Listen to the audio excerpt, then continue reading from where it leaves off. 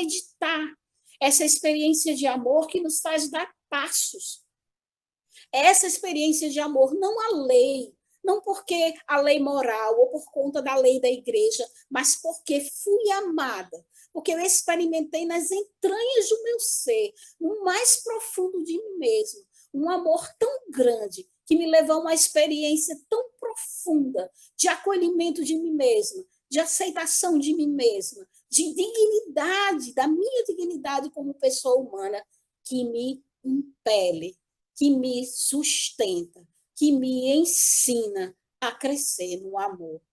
Amor a Deus, o grande outro, amor a mim, criatura e filha de Deus, amor ao outro, meu irmão, tão amado por Deus como eu, amor ao mundo, à natureza, obra de Deus Pai, obra de amor para mim.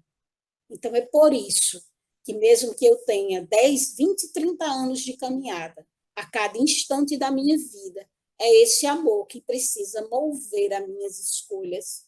Não somente os valores éticos, nem as virtudes humanas, mas a experiência fundante de que, como filha amada de Deus, fui concebida pelo amor, para o amor e por amor. Com amor, pelo amor e para o amor. Essa experiência que me mantém reta, que me mantém na caminhada, que me mantém na experiência de todos os dias escolher de novo amar, né?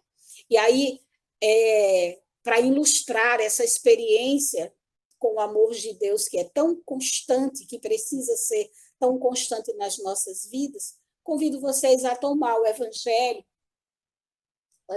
de João, no capítulo João 21, finalzinho do Evangelho de São João, João 21, do 4 ao 17. João 21, do 4 ao 17. Eu apresentava a Deus, né? Onde começar a falar do amor de Deus para vocês? Nós começamos com João. É comum, né, as pregações sobre o amor de Deus, João 4, Deus é amor e é amor em atos, amor tanto ao mundo que deu seu Filho. Neste caso,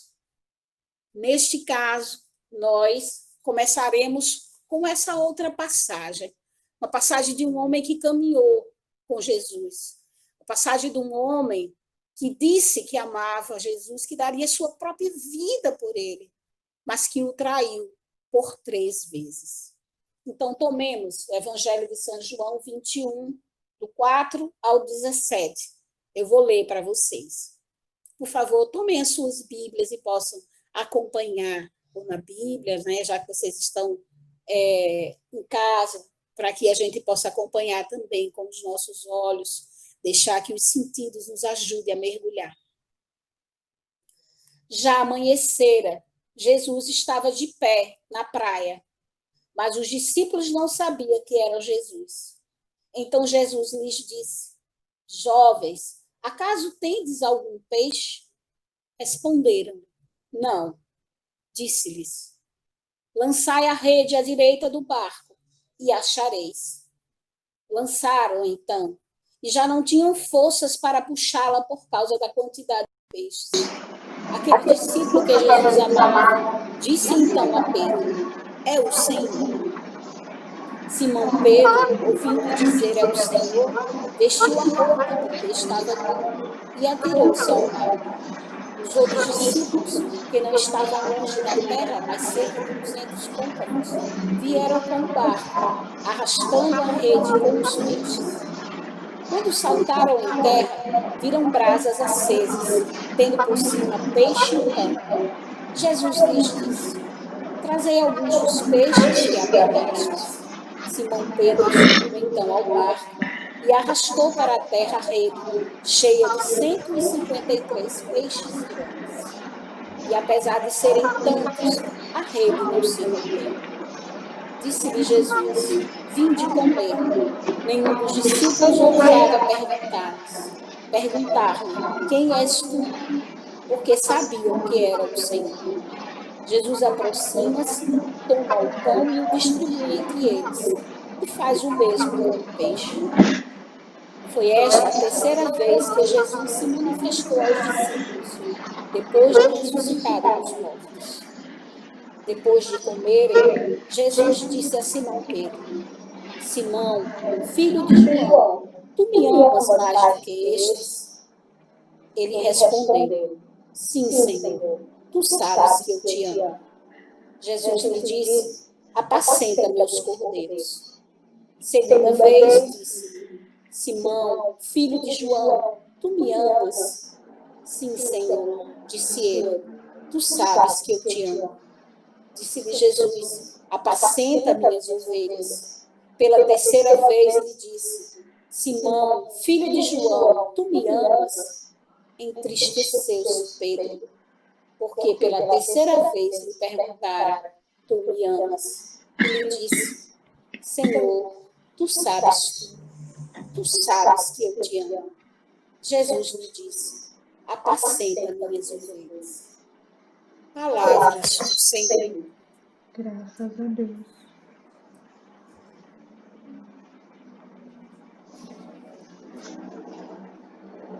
Simão, filho de João, tu me amas? Quando a gente toma essa palavra, a gente vai pegar lá do comecinho. Primeiro momento que eu gostaria de trazer para vocês aqui do coração. Jesus se aproxima dos discípulos e ele diz: Jovens, tens aí algum peixe? Jovens, tens aí algum peixe? O Senhor Todo-Poderoso, que vai realizar uma pesca milagrosa, ele diz assim: Jovens, tendes aí algum peixe? Porque Jesus, por amor a nós, se aproxima de nós humildemente, ansioso por nos amar. Jesus sempre se aproxima como um mendigo, como se aproximou da samaritana, como se aproximou do jovem rico que olhou e amou, como se aproximou olhando para aquela mulher adúltera para ser apedrejada e não a condenou. Jesus sempre se aproxima dessa maneira humilde. Jovens, tendes algum peixe para comer, como um necessitado do nosso amor. E isso é constrangedor. O amor de Deus é tão grande que ele chega, aproxima de nós pedindo para que nós olhemos para ele. Tendes algum peixe? Outro aspecto sobre o amor de Deus que a gente toca nessa experiência, nesse momento que Jesus se aproxima dos discípulos. Jesus se aproxima dos discípulos dessa vez também, trabalhando, se antecipando em preparar o lugar do encontro de amor conosco. Ele traz o fogo, ele põe o pão, ele põe o peixe em cima do fogo, ele prepara a fogueira, ele prepara tudo para nos acolher amorosamente. Então, Jesus, ele se antecipa em nos amar e investe nesse amor. Trabalha para se aproximar do nosso amor. Trabalha lhe trazendo para um seminário de vida. Aquela pessoa que te convida para ir à missa. Aquela pessoa que te lembra para rezar o terço. Aquela pessoa que diz que vai confessar e passa pela tua casa. Jesus trabalha, prepara um ambiente favorável, se antecipa em dar oportunidade para que nós possamos experimentar o seu amor. Ele preparou um jantar. Da mesma maneira como nós precisamos nos antecipar para o amor uns dos outros, como esposa, como esposo. Quantas vezes precisamos preparar esse momento, fazer aquele jantar, fazer aquele café da manhã, preparando o momento para nos derramando de amor, para acolher o amor desse outro, que nós desejamos este amor. Né? Então, Jesus que se antecipa neste amor, que ama por primeiro. Essa é também uma das características fortes de como o Senhor se deixa amar e se dar a amar. Uma outra coisa importante que eu queria trazer para vocês também. Jesus diz, Simão, não diz Pedro, porque Jesus já tinha dito para Pedro, tu és Pedro, e sobre esta rocha edificarei minha igreja, e as portas do inferno jamais triunfarão sobre elas. Mas Jesus agora diz, Simão, Ele traz a fraqueza de Pedro, a necessidade de Pedro, a limitação de Pedro, um homem fraco, um homem fraco. Pedro, forte, Simão, o homem fraco. E ele trata desse Simão humano, desse Simão que o traiu 3 vezes, desse Simão que negou a Jesus 3 vezes. E diz, Simão, filho de João. Ou seja, este homem fraco, ele tem uma história. E é nessa história que Jesus entra para amar. É nessa história que ele entra para me amar. Como Lane, filha de seu Monteiro e de Dona Creuza. É nessa história que ele entra para me amar. Simão, filho de João. E aí, a pergunta perfeita, a pergunta forte de Jesus. Simão, filho de João, tu me amas? A resposta de Pedro, Senhor, tu sabes que eu te amo. E aí nós sabemos, não é? Nós que estamos há um tempo na caminhada, nós sabemos que Jesus perguntou, Pedro, tu me amas com amor ágape? Seria como Jesus perguntando para Pedro, Pedro, tu me amas?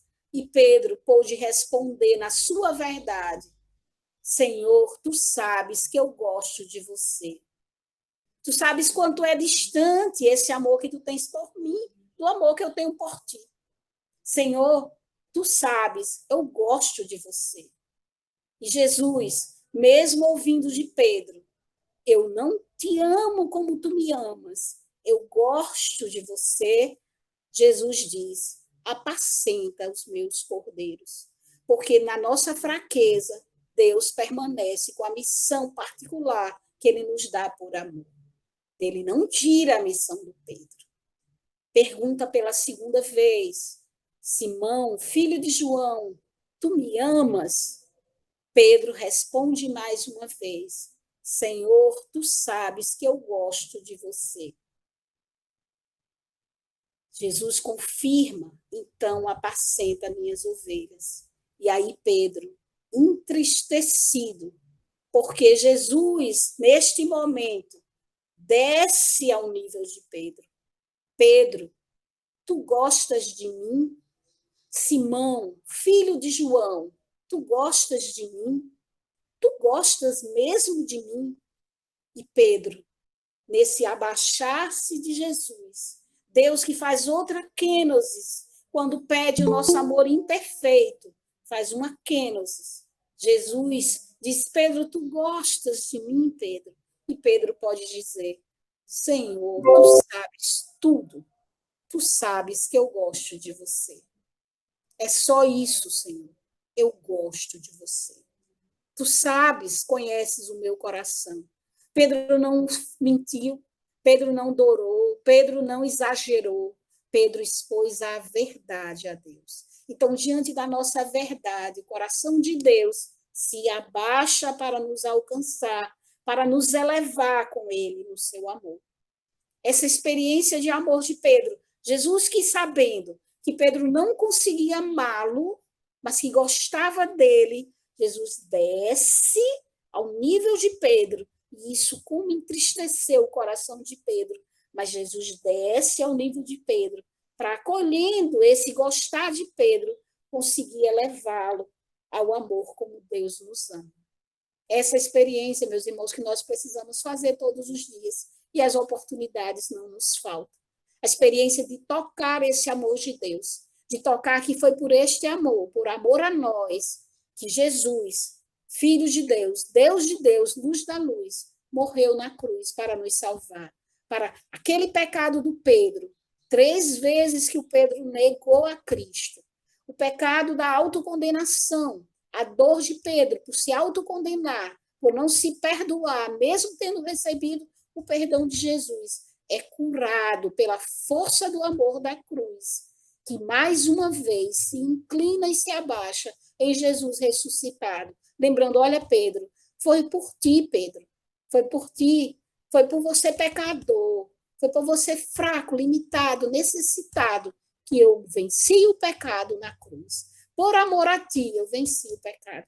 por amor a você, por amor a Lani, por amor aos netos de Lani, por amor aos netos dos netos de Lani, por amor a todo o tempo e no espaço que eu ofertei a minha vida na cruz.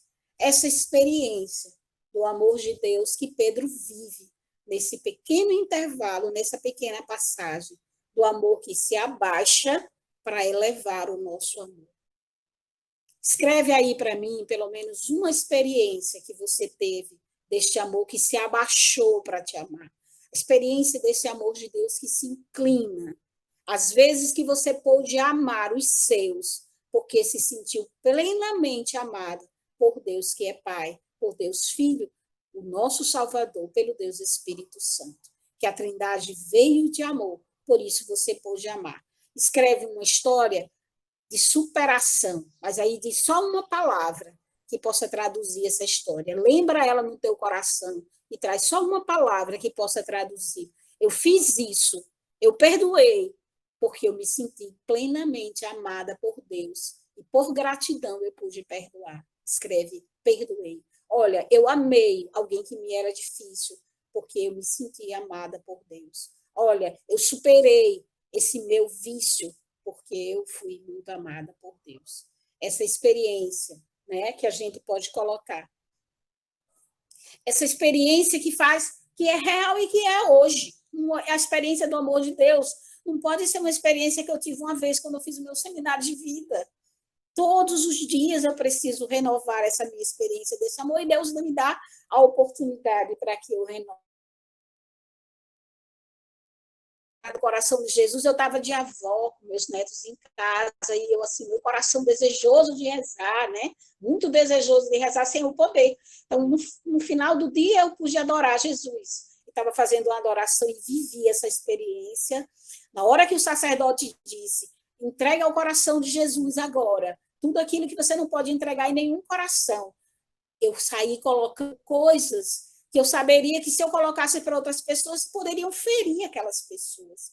Mas no coração de Jesus é lugar perfeito. A Cida diz, uma experiência de perdão, porque eu sou amada por Deus, eu pude perdoar, porque o amor que me faltava, Deus elevou.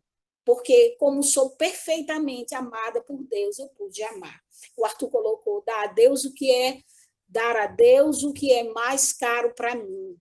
Uma experiência de humildade o Marcel viveu, por ser amado por Deus. Arthur, a oferta. O Roberto, uma superação, porque sou amada por Deus, porque fui acolhido no amor de Deus. A Thalita, superei um trauma. O Daniel, quando me livrou da morte.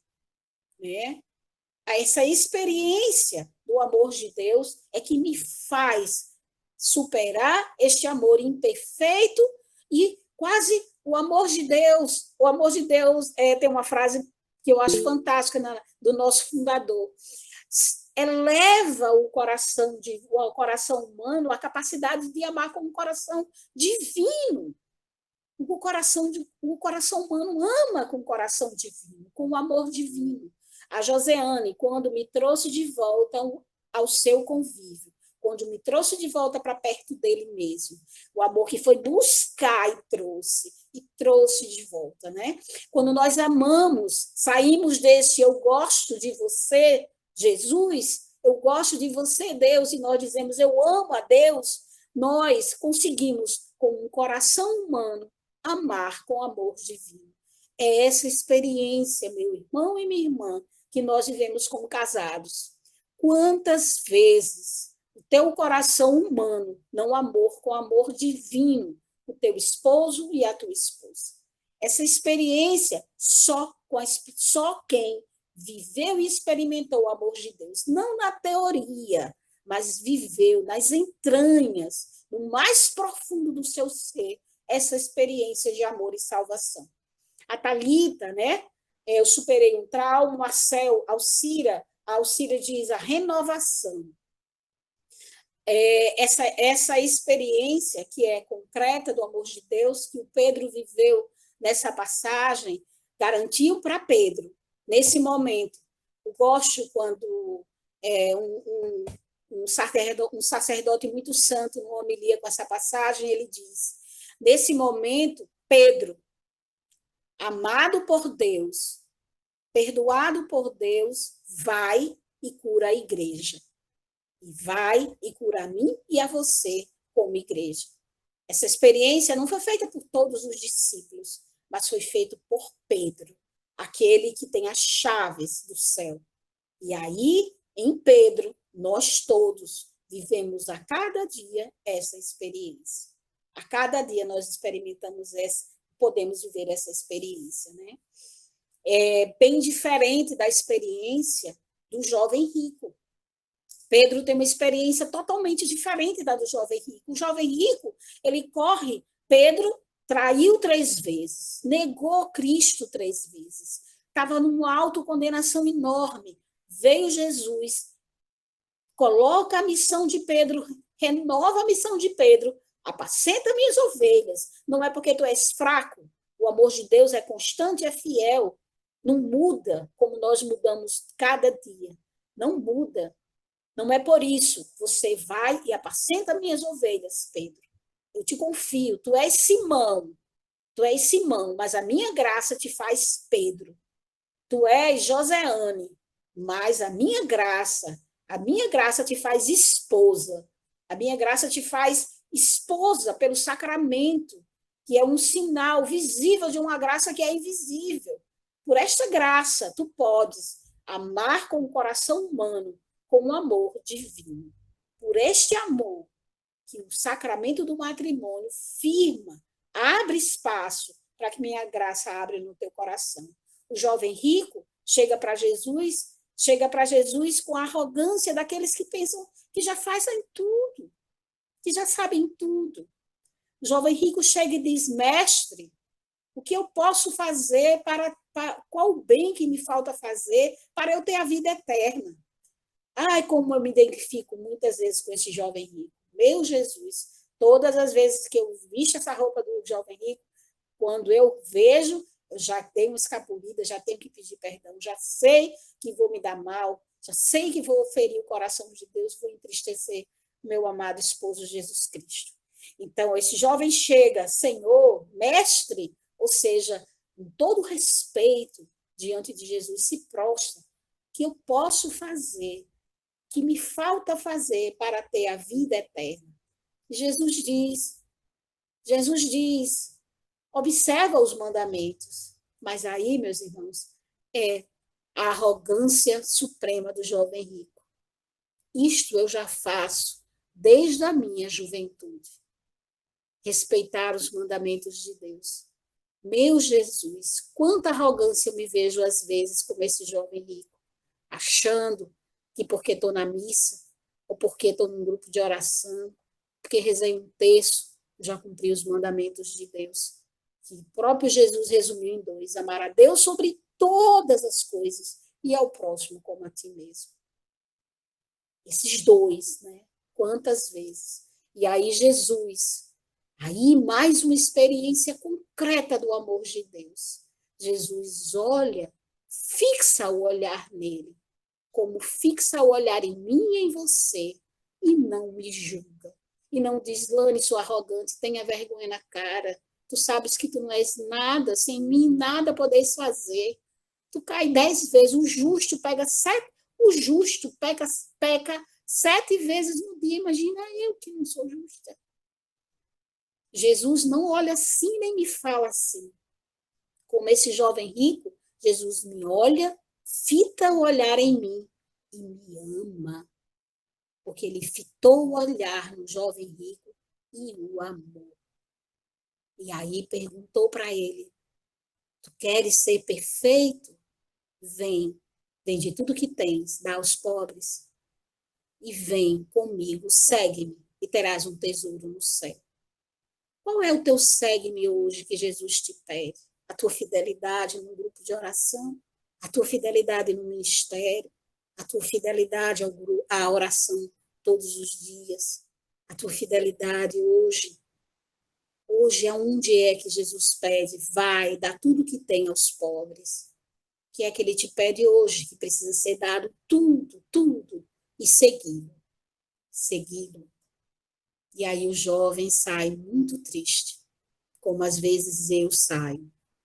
porque sou muito rica de mim mesma. Quantas vezes, graças a Deus, o confessionário, a graça do sacramento da reconciliação, uma oração, uma adoração, vem alegrar o coração, porque vem trazer de volta este amor de Deus que não me julga, mas me ama incondicionalmente, me ama de modo fiel e misericordioso, porque olha o meu coração e vê a minha intenção.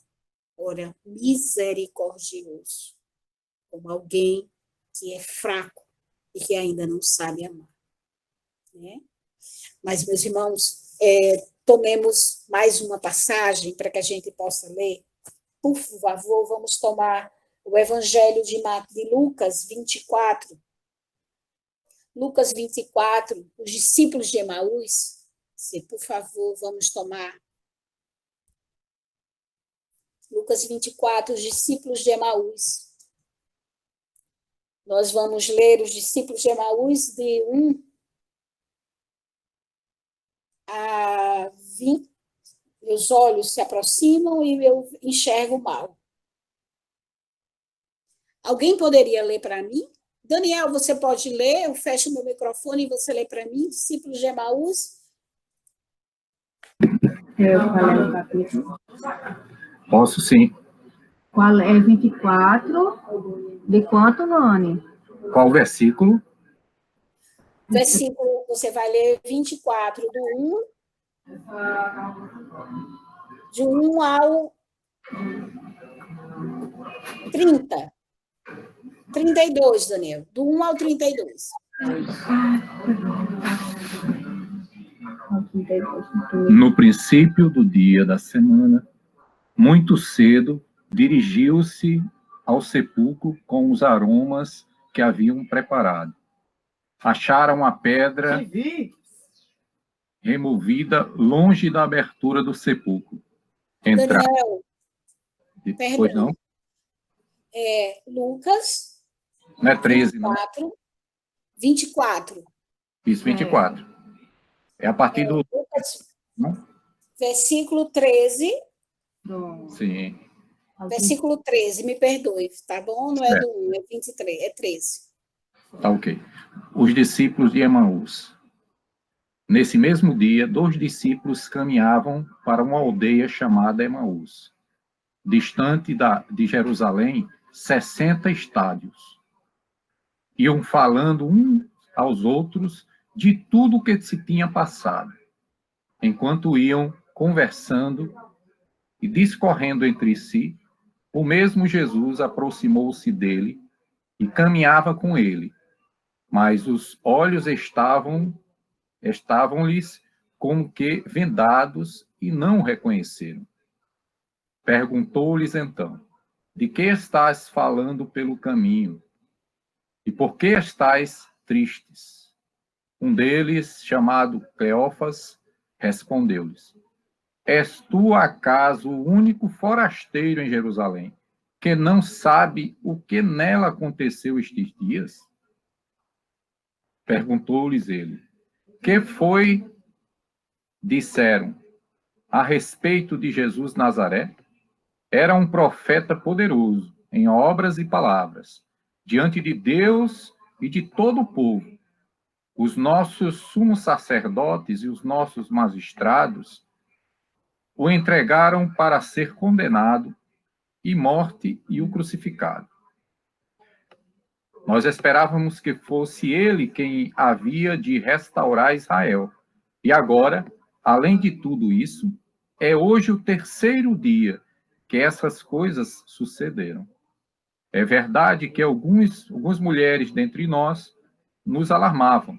Elas foram ao sepulcro antes de nascer do sol e não, tendo achado seu corpo, voltaram dizendo que tinham a visão de anjos, os quais asseguraram que estavam vivos. Alguns dos nossos foram ao sepulcro e acharam, assim como as mulheres tinham dito, mas ele mesmo não viram. Jesus lhe disse: ó gente sem inteligência, como sois tardos de coração para credes em tudo que anunciaram os profetas. Porventura não era necessário que Cristo sofresse essas coisas e assim entrasse em sua glória? E começaram por Moisés, percorrendo todos os profetas, explicava-lhes o que dele se achava dito em todas as Escrituras. Aproximaram-se da aldeia para onde iam, e ele fez como se quisesse passar adiante. Mas eles forçaram-no a parar. Fica conosco, já é tarde e já declina o dia. Entrou então com eles. Aconteceu que, estando sentados conjuntamente à mesa, ele tomou o pão, abençoou e partiu, e os serviram. Então se lhes abriram os olhos e o reconheceram, mas ele desapareceu. Diziam então uns para os outros: não se nos abrasava o coração quando ele nos falava pelo caminho e nos explicava as Escrituras?